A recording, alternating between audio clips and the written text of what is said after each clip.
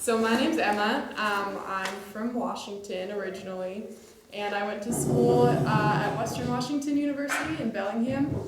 And now I work, have you guys heard of AmeriCorps? Mm-hmm. Okay, wow, nice. I hadn't when I was your age. So I am part of like a specific branch of AmeriCorps that's called SNAP, so Sierra Nevada AmeriCorps Partnership. And basically they get 28 different volunteers every year, and they place them in different nonprofit environmental organizations around the Sierra Nevadas. Mostly nonprofit, and then also obviously some government, tribal government organizations.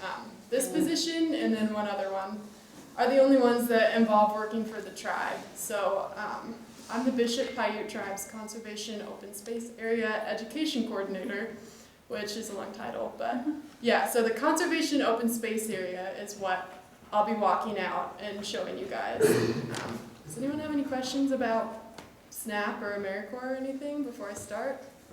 You guys are like at the perfect age, or if you wanted to apply, yeah. Did it start off as a paid position, or did you eventually get to a paid position by doing it? So I just moved here like 4 months ago and started this job. I just graduated, and it's like, I guess you could call it a paid position, but not really. It's like, yeah, you get a living stipend, so it's like, I mean, honestly, it's like $1,000 a month, which is like well below minimum wage, and it's working like 40 hours a week. But the cool thing is you get an education award at the end, so it's like $5,000 that you can use like to pay off student loans or for grad school or things like that. So that's cool, and I mean, it's a really cool opportunity to like get hands-on experience, and I think colleges and employers and stuff like to see, because it obviously shows you're passionate about it and not doing it for the money.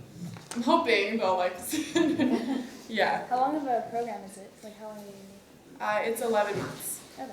Yeah, so it starts October and then it ends the end of September. And I think applications are actually coming out kind of soon, in a few months maybe, so yeah, I can write down the website or give you some info if you want at the end, if anyone's interested. I like it a lot. I think it's been awesome, and I've got to meet a lot of cool people and work with people like Harry every day, which has been really eye-opening. So yeah, I only have good things to say about it. Do you want to talk about what your degree is in? Because it's a little bit different than ours. Yeah, so my degree is in environmental policy. Or do you guys mostly environmental science, resource management? Not everybody. Oh, nice. Got one other one. Yeah, not many people do it, but yeah, so I know a lot more about the policy aspect of things, honestly, and not as much about the science aspect, but I can try to answer whatever questions you guys have as best I can. And there's a lot of good resources in here too. Like native plant books and bird guides and things like that. All right, so I'll get started talking about the COSA. So basically, the Conservation Open Space Area is right behind the Cultural Center, and it's 24.8 acres of land. It's like a big tract of wetland area that was actually set aside in 1991 as mitigation for a commercial development project that the tribe wanted to take on. So that includes, if you guys drove in here, I don't know if you noticed, there's like DMV, and then there's BLM office, U.S. Forest Service office. You probably haven't seen this yet, but they just built this huge health clinic, Toyabe Indian Health Clinic, and it like borders right up next to the COSA Trail, like towards the beginning. So you guys will see that. That used to be one of the largest sites of Owens checker plume, which is an endemic plant. So we're doing some transplant projects onto the COSA area. But yeah, basically, have you guys heard about the Clean Water Act much at all? It depends. We haven't talked about it in this class, but they learned it in environmental. Other classes.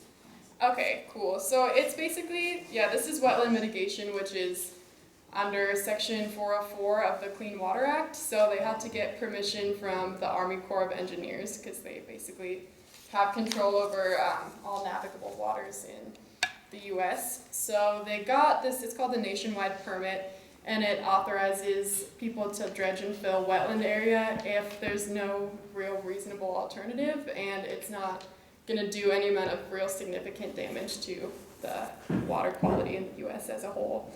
So they just have to agree to mitigate that by conserving other areas of land in perpetuity. So basically until the end of time as a conservation open space area. So that's what this is.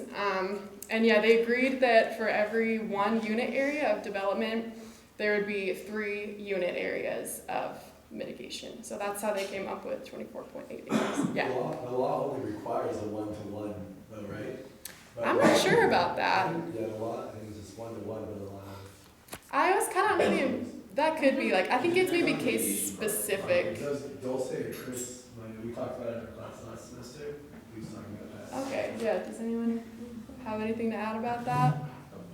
Yeah, it's a mitigation project that you're doing. There's also other laws, and you guys have endangered species out here. Mm-hmm. That involves more mitigation as well. Yeah, okay. So yeah, they decided in this specific case it was gonna be 1 to 3. So it started out, that area back there, basically just as like a completely untouched, unused area. Kind of like what Harry was talking about, like a space to just leave alone. But more recently, like within the past decade or so, they've expanded it and they've put walking trails out there. There's like 4,000 feet of walking trails, which you guys will be walking along, and they really want to use the area and have started already to use the area for education. There's a lot of outdoor education programs because it's cool because the path starts here at the cultural center and then it connects through and it ends by the local elementary school. So classes come out a lot and do a lot of field trips out there, outdoor education projects, and they put up like kiosks and signs talking about native plants. You can do a little native plant walk. So just kind of helping to engage people with the local environment, which, you know, is something you guys have probably talked about, like whether it's better to keep land perfectly pristine or to have people access it and see the beauty and maybe be motivated to protect it more. But I think it's a pretty cool project. I don't need to read you guys the mission statement. So I'll go into a little bit more. I don't know if you guys heard anything about the area, but basically there's 2 ponds out there right now that are man-made, and they were created to place Owen's pupfish in, which Harry kind of gave a little intro to them. They're a really important endemic and endangered, very endangered fish species in this area. So the plan is to put 4 ponds in. But I'll just give you a little bit more of a background about Owen's pupfish and why they're so important. So like Harry said, they used to be super plentiful in this area originally, and Native Americans would gather them up like in the hundreds and dry them and store them for the winter. The Aboriginal lands of the members of the Bishop Paiute tribe, so this tribe encompassed over 2 million acres, including the entire ancestral area of the Owens pupfish. So they have a really strong cultural tie to them, as well as them being environmentally important. And then in the 1860s, that's when pioneers first started coming to the area, and the area started getting developed more, used for agriculture, and that's when they first really started to see a decline in water from the Owens River and the Owens Lake. And then by 1901, about 200 miles of irrigation ditches and canals existed. So the area, the whole Owens Valley, was being heavily used for cultivation. And then it sounds like you guys have already heard a decent amount about LADWP, judging by your reactions when he mentions them. They're not very popular in this area at all, which rightfully so. So they first came here in the early 1900s, about 1901, because they realized they needed more water to fulfill the demands of their growing population. So they scouted out the Owens Valley. And then by 1913, they had completed the LA Aqueduct, which is a completely gravity-fed aqueduct that carries water from the Owens Valley to LA, which is actually like a pretty cool engineering feat, but pretty horrible for the people in this area. So about that time, people first started observing, like the scientist Clarence Kennedy from Cornell University in like 1915, so before they had really started pumping water from the aqueduct. He was walking around the area and he observed really plentiful pupfish populations, Owens pupfish specifically. He said they were in abundance in the shallower parts of the sloughs and tool swamps in both Lone Pine and Laws, which are neighboring towns to Bishop, and in irrigation ditches throughout the valley. So then fast forward to 1924, and the aqueduct is going, it's like pumping a ton of water. The effects are starting to become really visible. Yeah, like Harry said, like the color was starting to leave the valley, and farming was getting a lot more difficult, and residents started kind of revolting. Like they used dynamite in 1924 to blow a hole in the aqueduct near Lone Pine. And then a lot of acts of rebellion kind of followed after that. People were really not pleased, but that didn't stop LA.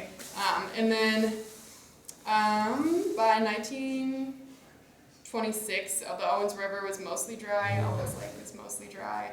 And in 1934, another fish scientist, Carl Hubbs, visited the same site that Kennedy had visited and found plentiful pupfish supplies, just a lot of pupfish in the area, and he found only a few shallow, fishless pools. So by that time, people believed that Owens pupfish were completely extinct, and they kind of just accepted that for a few decades, that they were gone from the area. And then miraculously, in 1956, Hubbs and then the biologist Phil Paiute, who Harry mentioned briefly, went out to the, do you guys know about the fish slough area, the volcanic tablelands at all? They're near here. It's a really cool area, but that's where like a few of the now known pupfish populations are. But they were surveying out there, and they rediscovered pupfish. So they found about 200 of them in this tiny spring on the volcanic tablelands, and it was pretty cool. So they started monitoring them. They put a no swimming sign later in that area, and this was like a few years ago to help protect the fish, but a lot of people around here are like pretty conservative and don't like the government, and they like purposefully put some largemouth bass and trout in the pond, and they like immediately ate all the pupfish in that area, just kind of as like, I don't know, like an FU to the government. But so yeah, there are other populations surviving, which is good, so they repopulated the pond, but now they don't have a no swimming sign there because it just draws attention and riles people up apparently. So in 1968, that same scientist, Phil Paiute, he was at his office, and one of his coworkers like ran into the office and told him he should go check on those fish immediately because they were in a drought and the lake was drying up. So luckily he had swung by and looked at them, because if they had waited about another day, the lake would have dried completely, or the spring would have dried completely, and the pupfish would have been totally extinct again. So I have a quote from Phil Paiute that says, I distinctly remember being scared to death. I had walked perhaps 50 yards when I realized that I literally held within my hands the existence of an entire vertebrate species. If I had tripped over a piece of barbed wire or stepped into a rodent burrow, the Owens pupfish would now be extinct. So yeah, their whole population has just been like, their existence has been dangling really precariously by a thread. So now they're in like 4 other small springs in the area. In the 1970s, jumping back to DWP, because it obviously is directly relevant to the pupfish, and I think Harry mentioned this, but they began pumping groundwater out of Owens Valley on top of the aqueduct that already existed, and many of the region's springs and marshes totally vanished. So now it's estimated there are about 10,000 Owens pupfish in the area. So they've done a really good job bringing the numbers up, but it's still not really a safe amount to handle any kind of environmental adversity that could occur. And on a side note, Owens Valley delivers 30% of LA's water at this point instead of the 75% that it used to, which, I mean, on the surface reading that statistic seems like an improvement, but I think it's difficult to say whether that's because LA's pumping less or because they're just pumping more from other places because their populations continue to grow. So who knows? Yeah, it's obviously still a battle that they're fighting every day with their lawsuits, and yeah, it's just ongoing fighting for water rights in the area. And the main threats to pupfish now, besides DWP, are crayfish, mosquito fish, cattails, bullfrogs, non-native fish like trout and largemouth bass. So that's a little history about pupfish. So that brings me back to the Costa area, because in 2002, who was it? the state of California Department of Fish and Game identified the conservation open space area as a potential site to create man-made ponds and house the Owens pupfish. So they thought it was a good site, partly because there were these subsurface drainage systems that already existed there. They were constructed in like the 1940s and they'd fallen out of repair, but they thought if they could repair those drainage systems, which now lie directly under the path, they put the pathway right over it, but they feed those man-made ponds and then they can create kind of perfect living situation for the pupfish. So that was called the Desert Fish Refuge Project. And it took like another 8 years or so to get those pipes cleaned out of all the vegetation and stuff, get things working, get their plan fully developed, go through all the government and legal aspects of it. But then by 2010, they implemented the project. So they repaired and installed the water lines to the Costa area, and they constructed the ponds for the fish, constructed those 4,000 feet of walking trails. So right now in Pond 1, there's nothing. It's completely empty. Pond 2 doesn't exist yet, and I'll show you guys where all these are when we walk out yet. Pond 3 has tui chubs, Owens tui chubs, which are another endemic species, speckled dace, suckerfish, catfish, rainbow trout, brown trout, and crawdads. And then Pond 4 doesn't exist yet either, but it will soon, and that will be right across from Pond 3, which I can show you guys when we get out there. But yeah, basically it's proposed that Pond 1 will hold the pupfish, and some concerns have arisen. It's part of the holdup for putting the pupfish in the pond is concerns that the water levels will rise during 10 to 100 year flood events, and pupfish will leak out. Yeah, exactly. So they'll go into, there's like this ditch called Druid Ditch, which runs between the elementary school and the cemetery that border the Costa area. So they're worried that the fish will escape and be carried out through there. So they're designing this, basically it's like a filter that they'll place in the area to prevent the pupfish and the pupfish eggs from escaping. So as far as I know, as soon as that is done, they'll be able to put pupfish into the pond and start those recovery efforts. And then last topic, unless anyone has any questions right now. And maybe this is your last topic. So if the pupfish, if they were in the pond and they were to escape, then whoever's property they end up on would be a problem because they're an endangered species. Yes, so that is exactly my last topic. Sorry. Thank you for that segue. No, that was good. Sorry. Yeah, so I was gonna say, you guys are probably wondering like why that's such a huge concern that pupfish escape since they're native to this area. That would just be more habitat. And you might have noticed, like everywhere I've talked about where pupfish are right now is a really contained, like spring or man-made pond or something. And that's because they are basically up until, so this bill just passed, I'll start with that. It's called the California State Safe Harbor Agreement Program Act, and it passed in September of 2016. So like right when I started my job, the environmental management director was here, who I work with, was super influential in getting it passed. So a safe harbor agreement is really important because before this bill passed, the law prohibited the taking or possession of a fully protected fish, and the Owens pupfish is designated as fully protected. So the fully protected classification falls under the California Department of Fish and Wildlife, and it was kind of the state's initial effort to protect endangered species, like before even the Endangered Species Act. It was in the 1960s. And it's basically the strongest and most restrictive classification regarding the word take. Have you guys talked at all about that word and how it applies to, like, legally to endangered species? It's like a really loaded word. So I'll read the classification for fully protected first.